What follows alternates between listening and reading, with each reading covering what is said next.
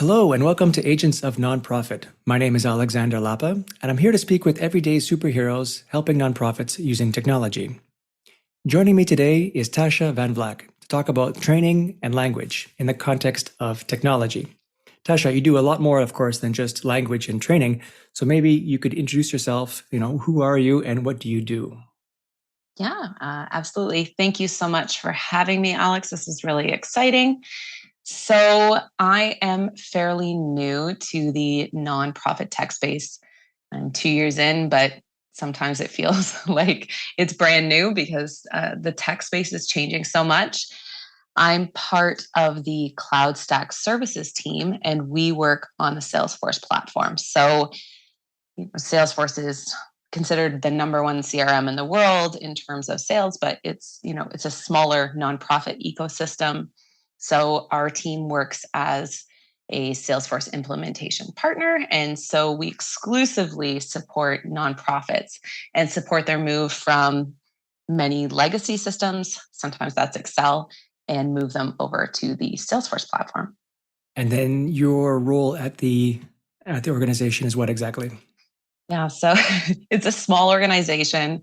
We like to kind of tout ourselves as a boutique Salesforce implementation group in the particularly Canadian nonprofit fundraising space. So I began as just someone who was supporting the sales team. And then the role has really grown into a full time role that includes marketing and sales and as well customer success, particularly training and support for new clients. Cool. So let's jump into training then. Sure. When you have a project, when do you normally start talking about training? Wow, this is something I think that we've kind of evolved with over the last year in particular. But I like to talk about training as part of my sales process, and I use it in marketing quite a bit.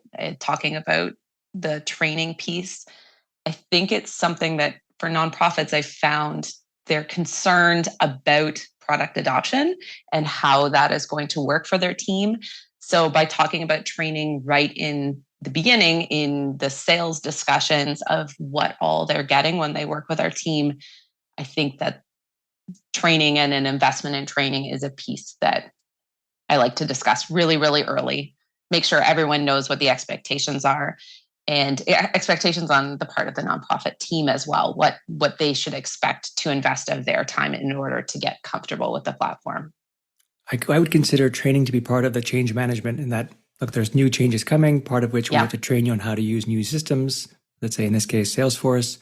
How would you define training? What is the end goal of training specifically? Is there a definition maybe you could share with us?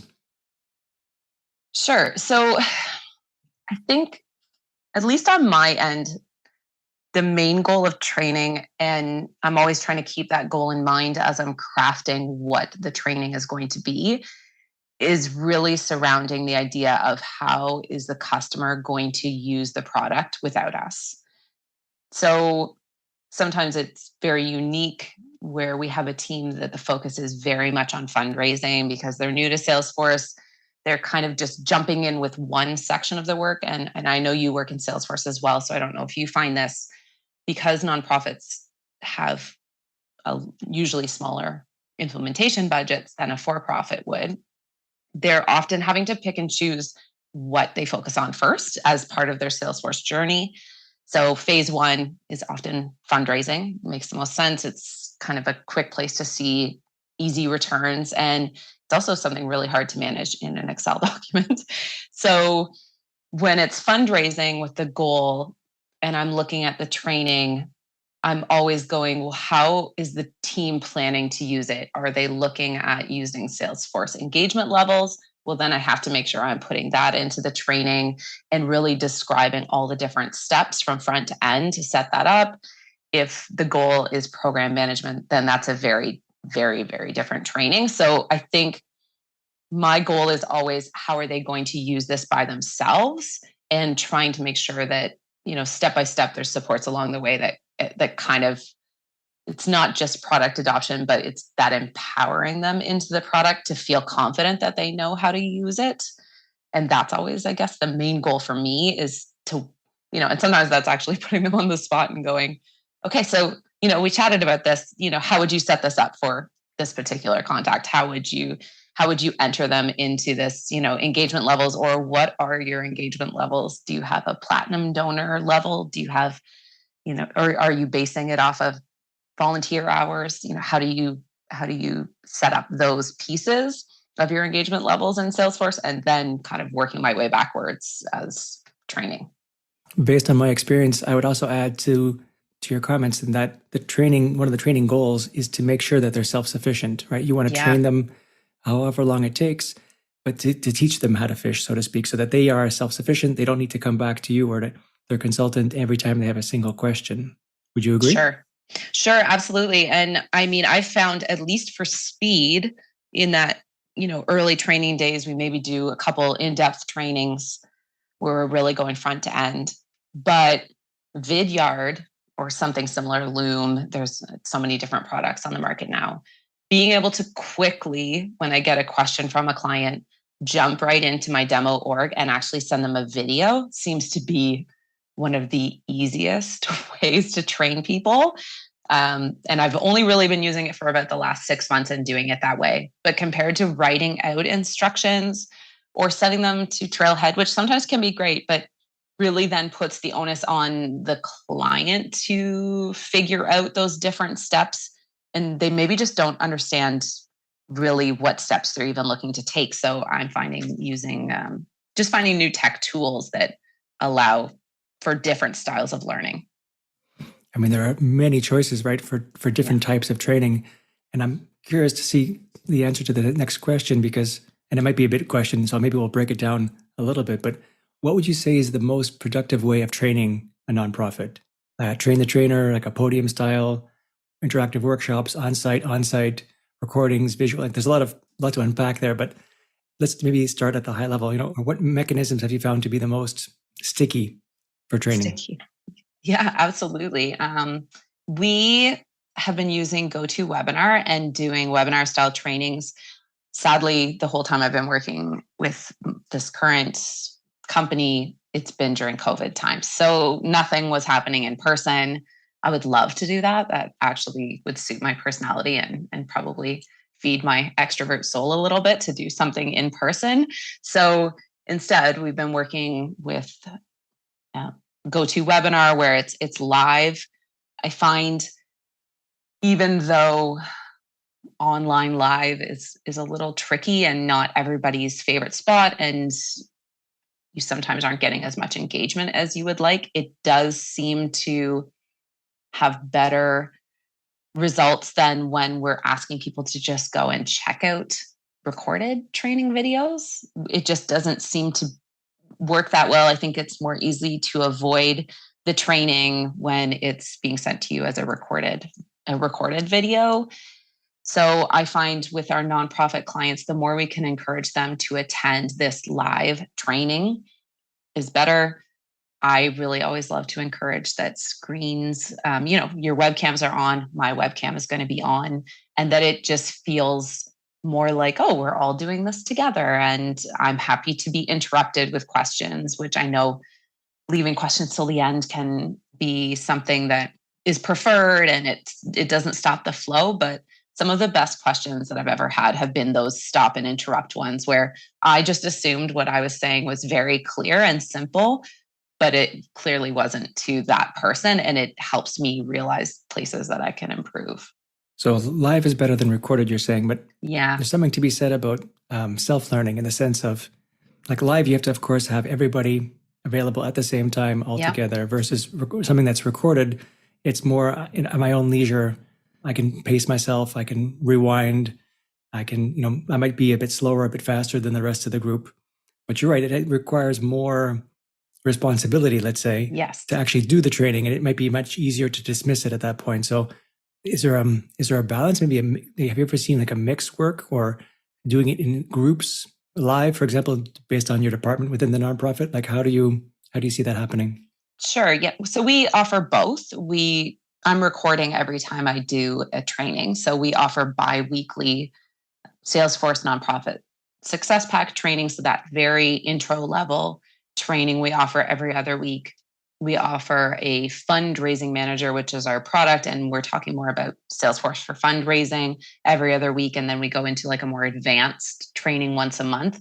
So all those are live, but they are recorded. So at any time, if a client comes forward and goes, well, we're really wanting to get moving now, we have the option that either A, we can put together a custom private training for that individual, and we have some hours for all clients to kind of use towards that bucket yearly if they'd like, or I can send them training videos. And I think you're right. For some people, solo training they're happy to do it that way. It really, really works for them, almost in that same way where some people are visual learners versus some people can read something and they retain the whole thing. And unless I am actually in it, doing it while I'm reading it, it's just goes right out of the other side of me. I don't know what happened there, but visual learning for me is really, really key. So maybe that's why I also like training in that method. So I think those people who are really motivated on their own are probably going to self-select to watch a recorded demo. And it's really for those people who require that extra push. They actually need something in their calendar that says, I am going to learn this today. And for a busy nonprofit, I think that because there's a time and a date, it's a bit of a forcing function to require that they actually do that product adoption step. Because I think it's, new work is always easy to put off until later. I recently joined a gym that is very specific. You actually have to make appointments with the trainer, and it's a group setting.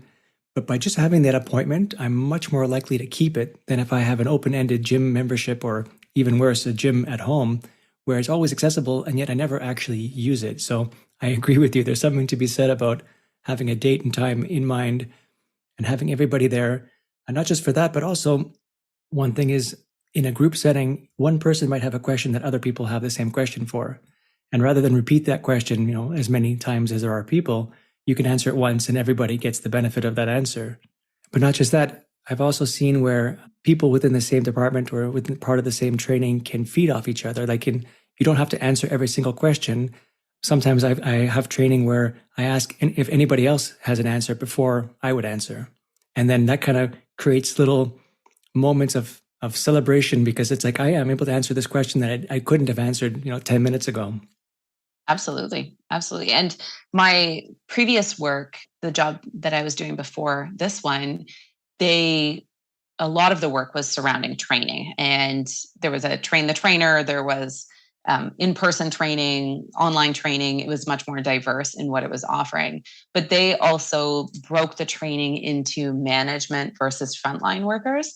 So I haven't seen anything like that really happen yet in the nonprofit space, or at least in the tech nonprofit space. I haven't seen something like that happen. But I do think there may be benefits to that. I'm not sure how I would divide that necessarily in the Salesforce space, because I find the primary users are often it's frontline staff. Managers aren't using Salesforce the same way that a fundraising professional that is just going out and is primarily running the events. And they're the ones taking in the data, and they're the ones worrying about the campaigns.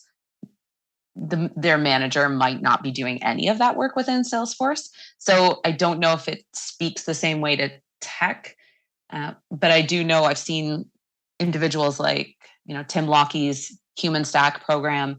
I've seen where he has this is for executive levels, and this is if you were more in that frontline tech space. So he is showing that division in terms of training. So I'm not sure if you've seen something like that. Have you ever had managers ask specifically for a separate training?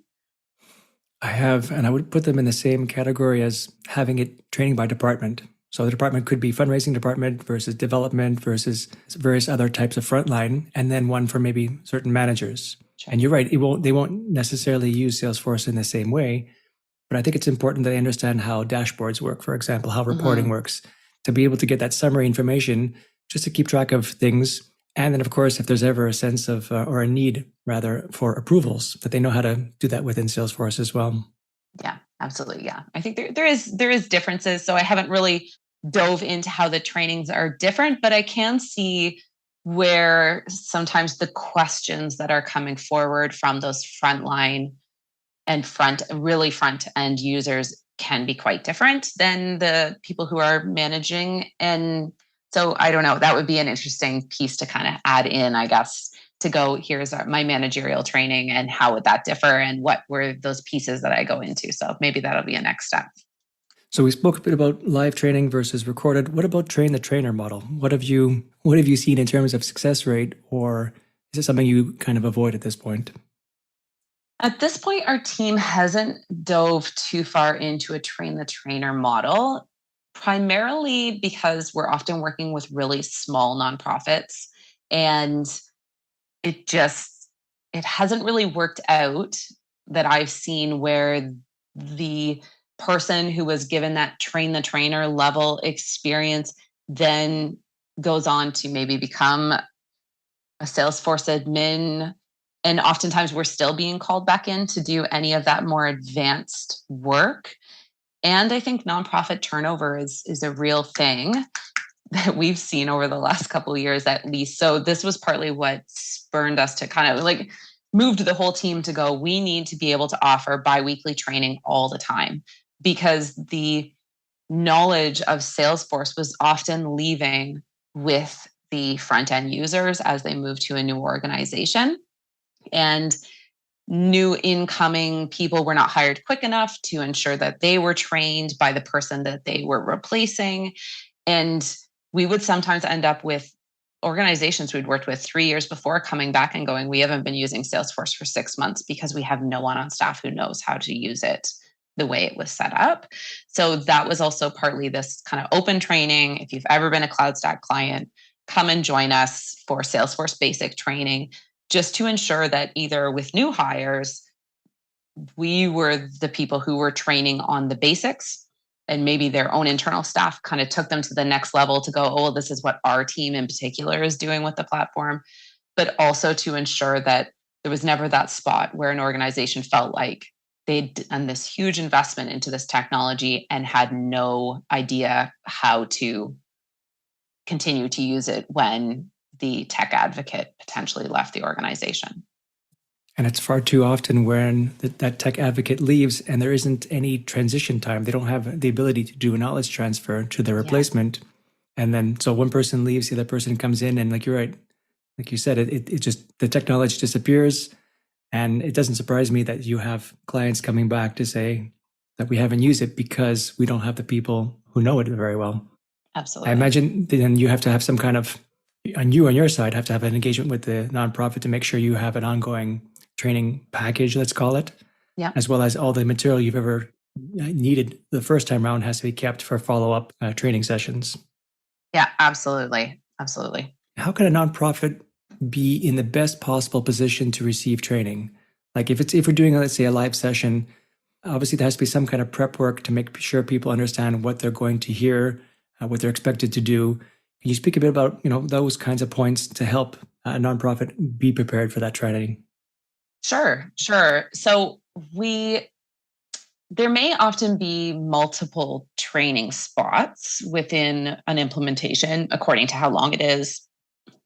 We have implementations that are 2 to 4 weeks in time, and then sometimes they stretch over months as they're just a really big project, potentially, case management being put in place and all of these extra pieces of Salesforce. So oftentimes I'm kind of encouraging nonprofits to jump into the Salesforce basics fairly early in their implementation journey and not waiting until everything is done to start using or at least training on the Salesforce org, because it tends to bring up some really good questions that they had never even considered because it just wasn't like they hadn't been in the system actually using it. So they had no idea what was possible, or it tends to bring up lots of great questions. But I would say in terms of prep, it can be as simple as on our end, we have checklists to go. Have you been able to log in yet? Have you been able to log into your organization yet? have you set up your multi-factor authentication? And we clearly know you've made it successfully into the org at least once. I really enjoy when people are following along on their screen while I'm doing the training, because oftentimes it's as simple as they don't have the option to change up their navigation bar. Well, that's a really big problem if I'm talking about dashboards that day and they can't access changing up their navigation bar potentially for them. And so it's often a spot where if they have the org open, they can, either describe to me what they're seeing, they can screen share back and go, well, I don't have this thing that you're talking about. And so usually it's an opportunity for our team to either educate on how to use the navigation bar, or it's an opportunity for our team to go, oh, wait, something's happened here and we need to go back in and make some changes. In terms of other prep work, again, I've had some great chats with Tim Lockey surrounding Salesforce. And one of the things that he said that stuck out to me, and I think it applies across many technologies, is I always like to say in advance, this is going to feel really uncomfortable for a little while. It's brand new and it's new technology. Salesforce can feel quite complex. It doesn't have the most beautiful interface on the market. I've seen some of these just fundraising platforms, and they look really pretty and very clean, and there's not too much to look at. And they're only handling fundraising. So Salesforce obviously can handle so much more. Of course, it's going to be more complex, but it's not necessarily as navigation friendly. And I'm constantly trying to remind myself of how I felt when I first started using Salesforce and putting myself back there when I'm describing it or working through it with new clients. So product adoption, it's going to feel uncomfortable, and it could take you a couple of months to feel like this is just a habit, that I open the screen and I know immediately where to go when I am looking to put in a new donation, enter a new donation. I know exactly that process.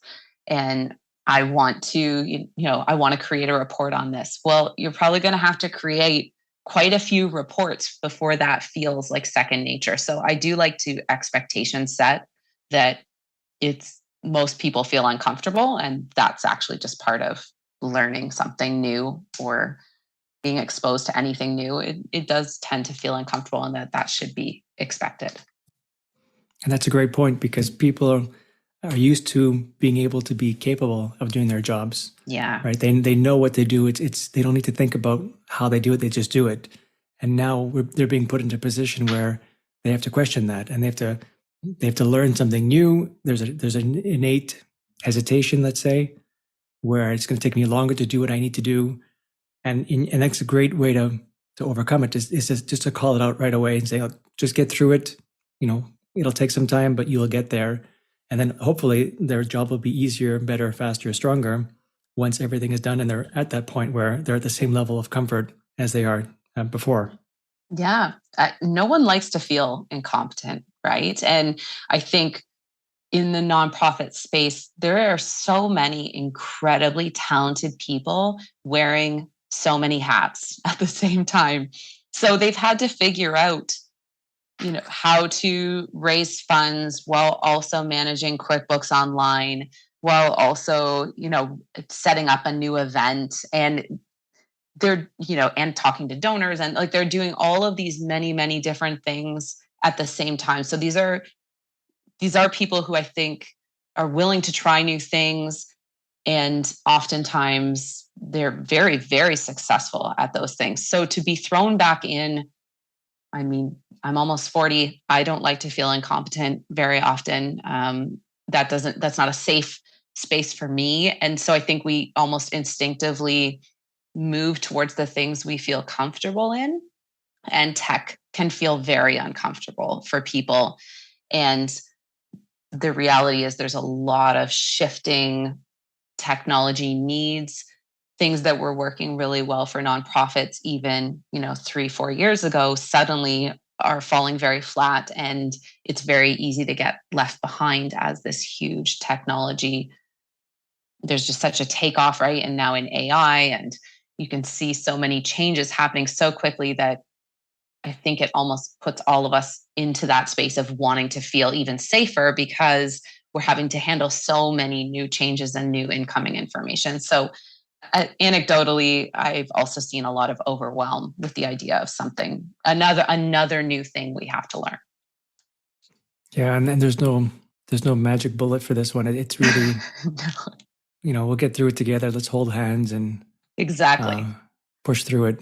Exactly. Actually, that's a really good line, right? Because I've used it frequently in discussions with nonprofits saying, we're here to hold your hand, and not in a condescending way at all, but more as in, I would call it reassurance. Yeah, exactly. Like that reassurance. We're a partner and we're here to partner with you and help you find success on the Salesforce platform.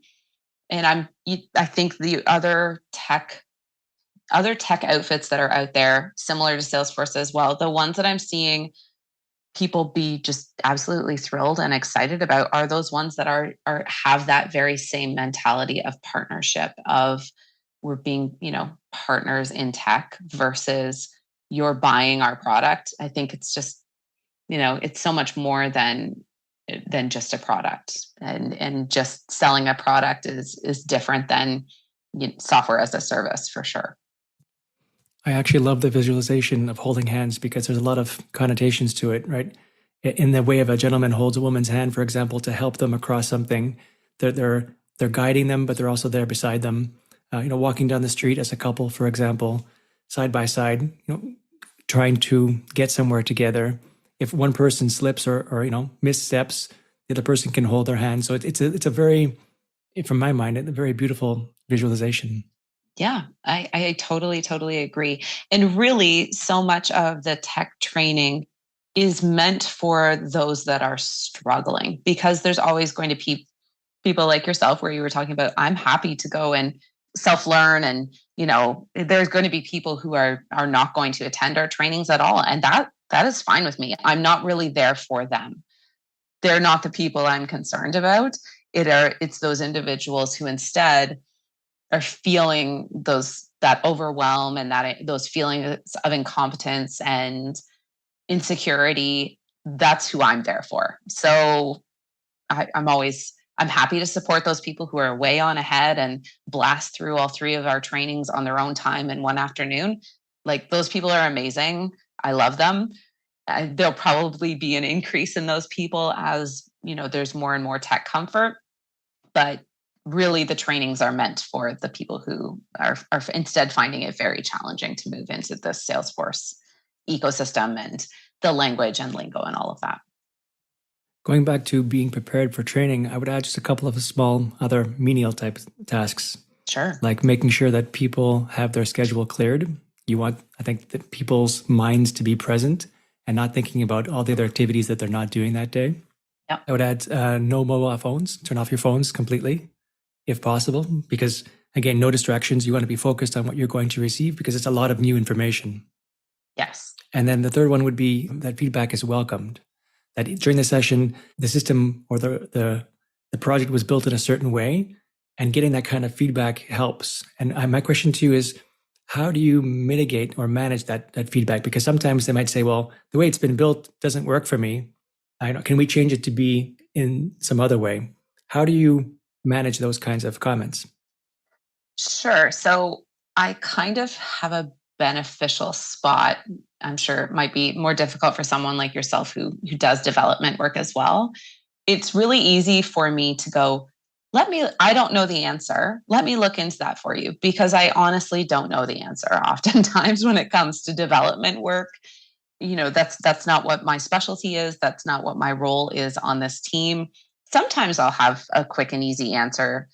We had a client recently go, can we just hide that setup icon from all of our staff? Because I always like to walk through and go, here's the setup icon. We highly recommend your team not touch this unless, you have a Salesforce admin on your team or things like that, because you can make some pretty big changes quickly by mistake, and we have to roll things back.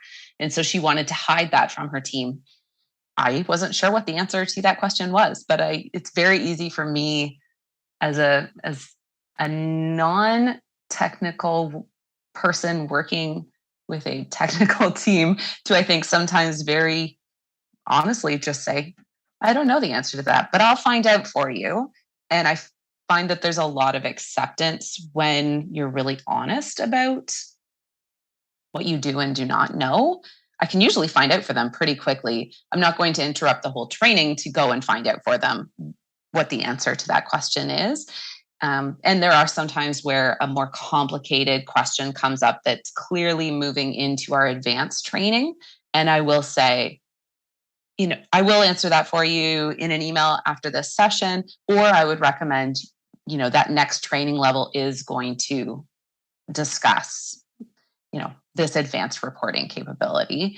So I never try to ignore the questions, because then I find people, I don't know, it leaves a bad taste sometimes in people's mouths when they're not, something they have a concern about is not addressed, but it doesn't necessarily have to be answered, I guess, right in that moment.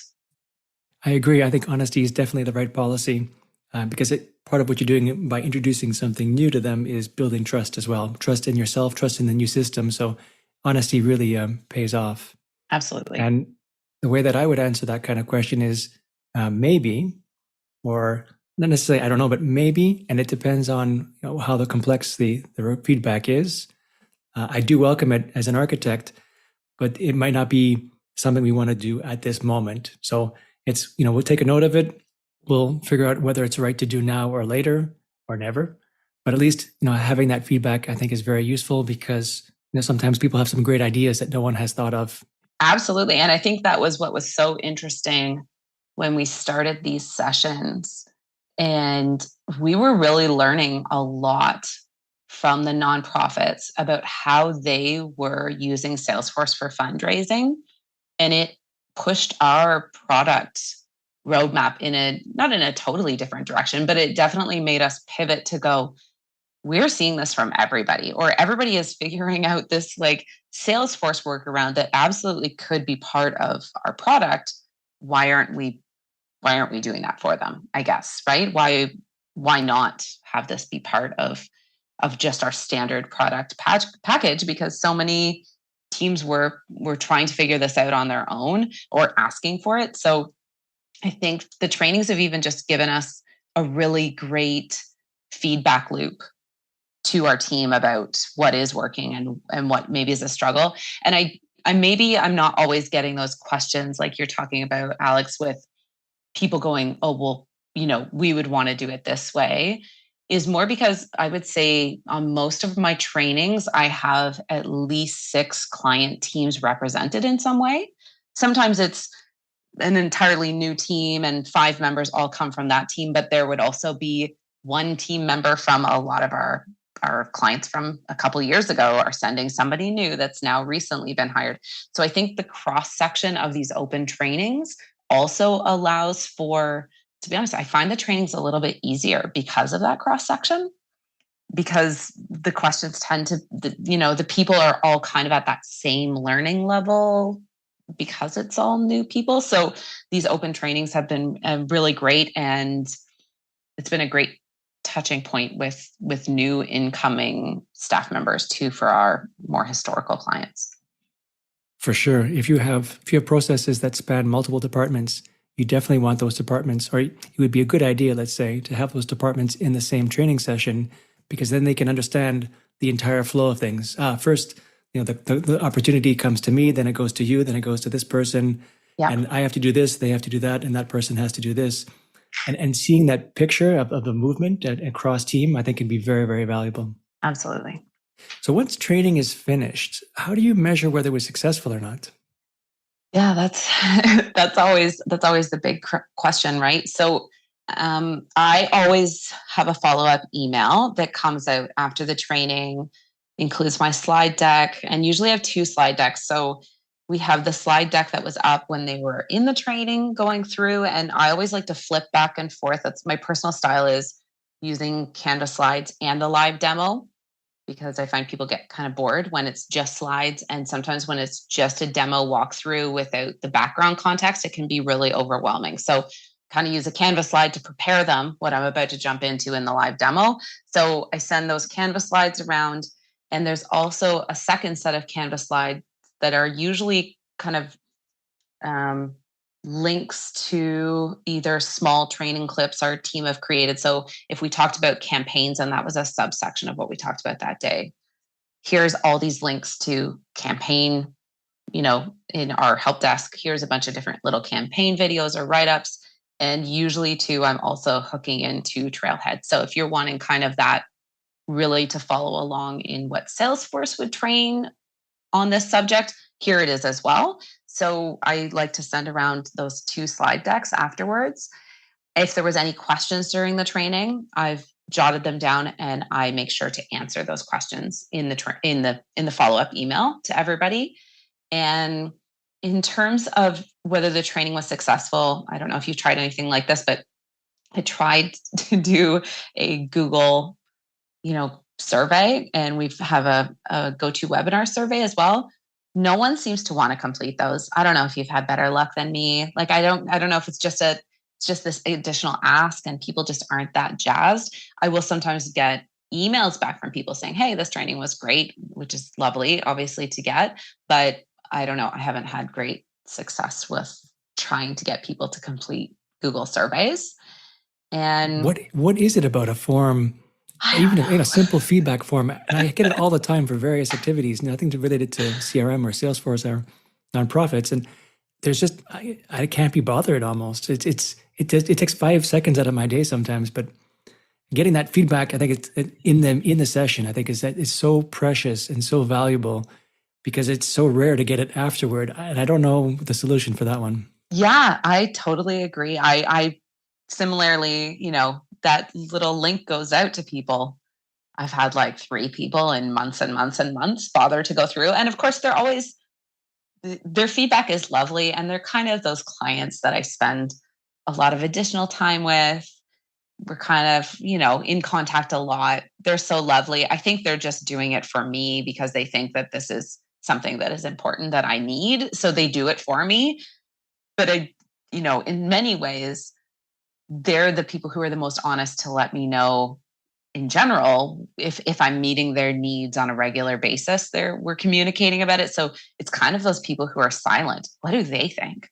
I hope it was good, right? Like I can't tell. So I'm always kind of instead looking at GoToWebinar has an attentiveness measure. So you can kind of see how much attention people are paying to what you're doing or whether they're off doing something else. If I don't have anyone drop out of an open training, that makes me very happy. Every once in a while, you'll have someone leave, with the last 15 minutes remaining. That always kind of bums me out as a training where I'm like, oh, they left. But sometimes they'll also send a message saying, sorry, got a jet early or whatever. I think as a trainer, not taking things too personally is pretty key as well to your mental health and to your motivation to continue training. I guess as long as someone doesn't say this, send me a message saying this was a total waste of time, I'm usually pretty happy. That's I agree. Last question about training then, and you kind of touched upon it before, but is there anything you can do besides having recordings that can help future hires? We talked a bit about turnover, not always being able to do knowledge transfers. Having recordings, of course, is great. Would you say there's anything else that can be done to help the future people, let's say in a year's time when maybe you're not involved in it anymore? Yeah, how to help future hires. So I know that we have been working hard to try and record any work that we've been doing. So, if we have a private one-on-one session, always making sure those are recorded and handing them off to team members. We have kind of repositories based on clients, right? So if this training was done with this particular organization, there's kind of all that retained data of the work that's been done with them over time.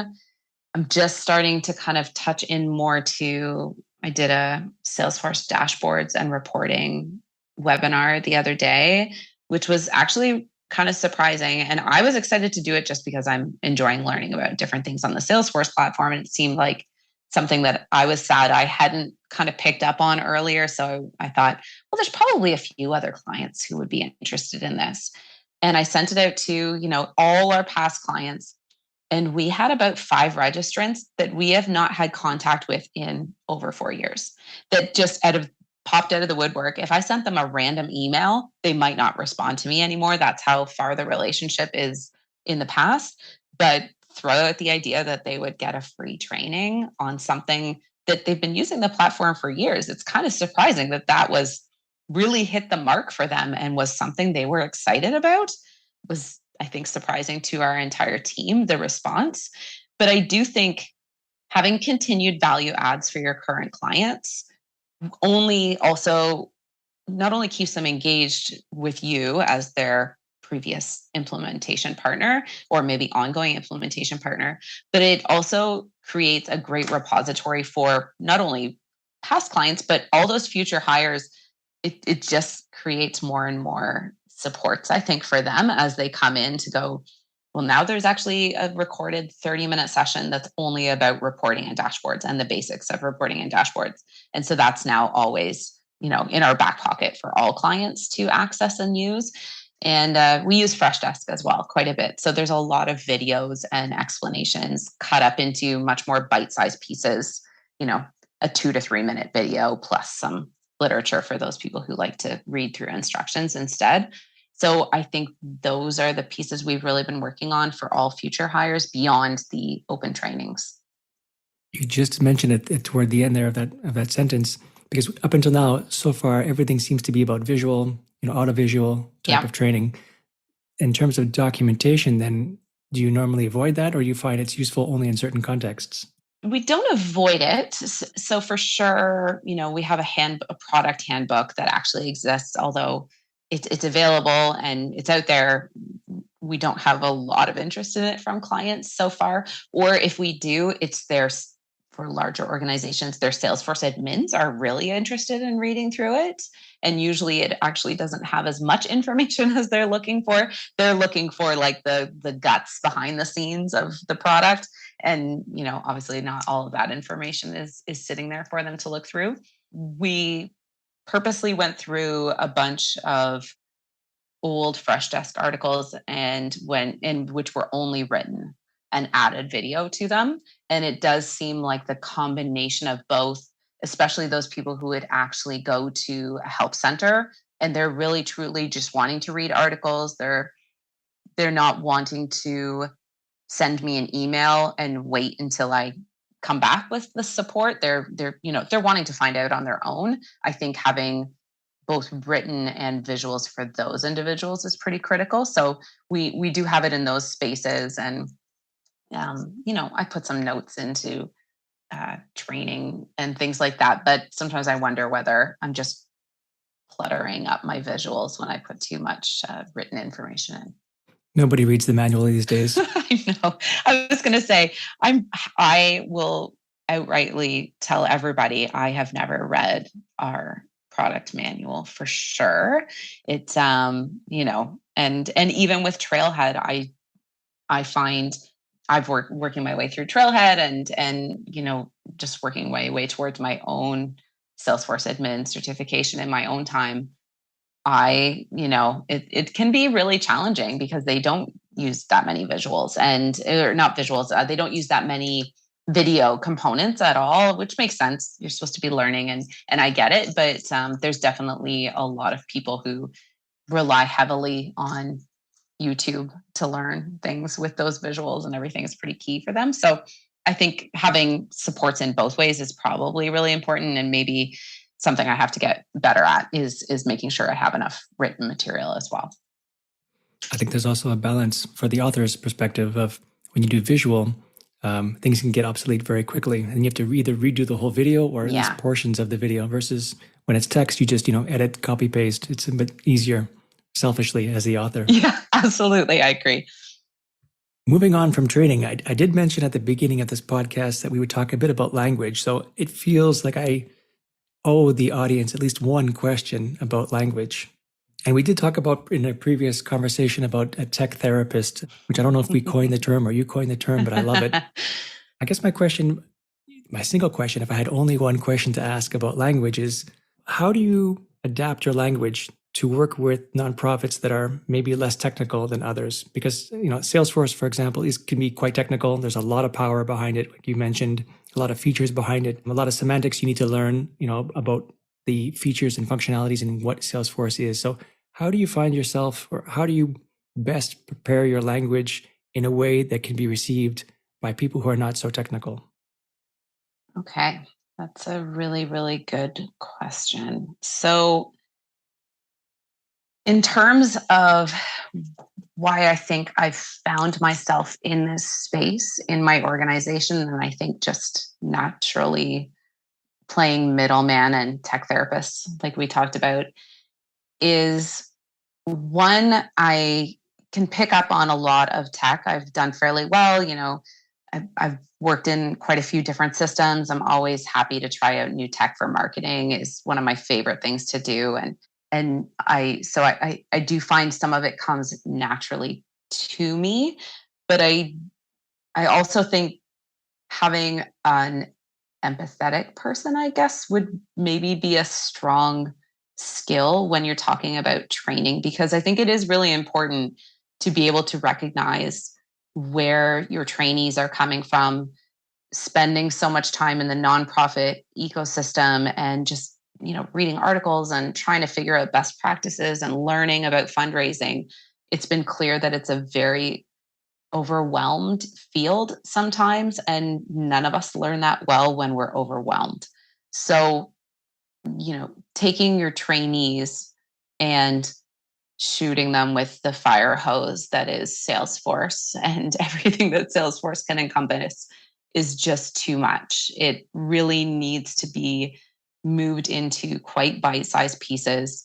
An afternoon training session is, in my mind, not going to ever hit the mark with nonprofits.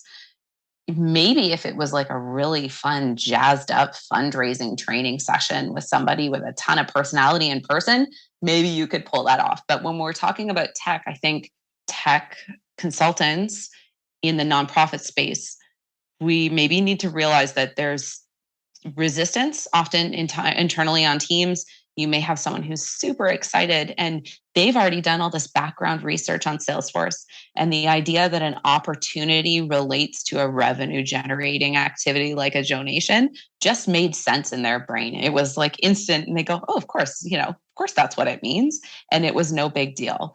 But they're one person on a team, and the rest of the team may need to have that entire conversation brought up like 5 times. And I don't think as tech consultants, we should be surprised that we're going to get frequently the same question over and over, even if we've talked about it before. That, practice and the habit of using the system is going to be what really, helps with adoption, and that the training is going to be ongoing training, not one day training, I guess.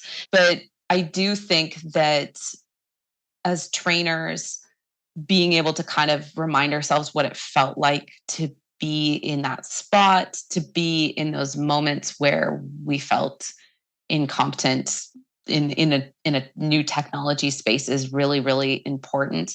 And likely, and like, this is, don't get me wrong, I'm not sure that this is always the case, but I do feel that if you are in the development space and you're developing frequently, and you're doing that, you're in Salesforce every day, or any other system, Blackbaud, whatever, like, across any space, language that you use naturally to talk about Salesforce could be very intimidating to the client, right? So I always like to razz my team a little bit when they use the word object with a client. I'm like, that does not mean anything to them. Like, why are we saying object? I do get that it means something and that it's really quite important. But without that background information about that word, I've watched it throw. You can see the visual confusion on people's faces in a meeting where they're like, but of course they're also afraid to admit that they don't know what that means, because maybe you've told them 5 times and they're thinking to themselves, oh my goodness, right? Object, what does that mean? Right? In Salesforce, like, and they're agreeing and they're kind of saying yes. But they truly, it may not still really be resonating what that's going to mean. So I think I'm always trying to find that accessible language. if someone's moving from Excel, I'm trying to frame Salesforce in terms of Excel, because it's much easier for them to go, okay, here is our Excel process. And now look at, this is how we've moved and this is what it's doing in Salesforce, because I think that can be a great connecting point between two technologies, is trying to take the old technology and that maybe somebody was really comfortable with, but they know it just can't do what they want to do anymore. So, I think that can really, really help build trust. I always am trying to make it feel like I'm on their side. So sometimes that my own experience and frustrations learning Salesforce has really come in useful for that building trust piece. The reason I asked the question is because it is something I struggle with sometimes. As an architect, technology is my playground. Yeah. So for me, it's like, what? You don't know what an object is? Come on. Exactly. I was trying to frame it really nicely, because I know you are one of those people, and I work on a team with so many super intelligent, like they're so smart, and I watch them work in Salesforce and my head spins sometimes, right, as they work through it. But as I've gotten to know Salesforce more, and as I've started to understand the fundraising experience, like I think that's where it can be really enjoyable to have somebody who's that middle ground a little bit, who gets enough of the tech stuff to kind of go, okay, yeah, like I can talk with my team about it. I'm not suggesting how to solve problems. Instead, I'm bringing forward the nonprofit problems and going, what would be our solution to this? Like, how can we support this team on this problem? And on the opposite side, finding a way to take these tech solutions and bring it into a more inclusive language space to go, yeah, oh, do you need a custom record type? Throwing that question out to a client, and their heads they're like, well, what is a custom record type? What does that mean, right? And what could that even refer to? So sometimes that first Salesforce basic training and walking people through a basic training, the light bulbs kind of just start going on. And in fact, some of the conversations they've had in the past then all of a sudden start to make sense. So I don't know, maybe the solution to all of this is Salesforce or Salesforce implementation partners should have a hey, we would love to support you on the Salesforce platform. As part of our discovery process, we highly recommend this 30-minute introduction to Salesforce, right? I don't know. Maybe that's the future of Salesforce and training. I would definitely highlight the empathy. Putting yourself in their shoes. Even myself, just reminding myself that not everybody is as technical as I am. That put myself into someone else's shoes and just start from the beginning. And I would also add patience. Oh, yes. Like you said, sometimes you have to add or answer rather the same question multiple times. It's really important not to assume that they're dumb in any way. That it just requires sometimes a bit more understanding and repetition to be able to really fully and concretely grasp a concept that may be very far and very foreign for them. So having that patience just to say, no worries, ask me any question, no dumb questions or no questions are dumb questions, and then taking it from there. Absolutely, yeah. No dumb questions. No dumb questions. We don't do that around here for sure. Yeah. Tasha, this has been great. I know we can talk on for a lot longer, but we want to respect everyone's schedule. So where can people find more about you online? Sure, absolutely. So cloudstackservices.com is our website for our greater team. And I'm on LinkedIn, and I would love to connect with people if people are looking for just, someone to throw some tech ideas at. And one of my favorite roles is kind of playing tech therapist and even just what do you need when you're looking for a new nonprofit CRM? Because I think that's quite unique. It's a unique space. And so I'm always kind of sharing about that nonprofit training, nonprofit CRM journey. And yeah, I really love the subject, and I'm feeling really passionate about it. So would love to connect with anybody. Awesome. Thank you so much for joining me today. Absolutely. Thanks so much, Alex. All right, folks, that's it for today. I'm Alexander Lapa, and I hope you join me in the next Agents of Nonprofit.